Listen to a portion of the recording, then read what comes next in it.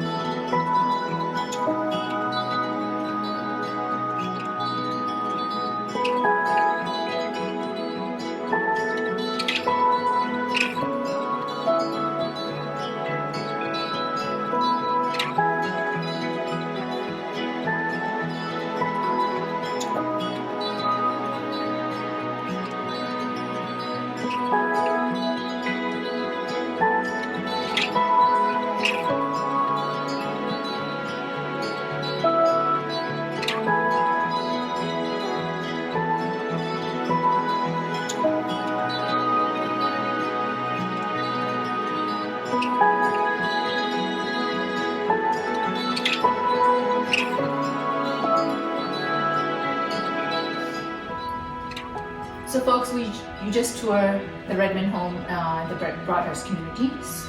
Please let me know how you like it. If you like to see privately, give me a call at 206-427-8517. Thank you.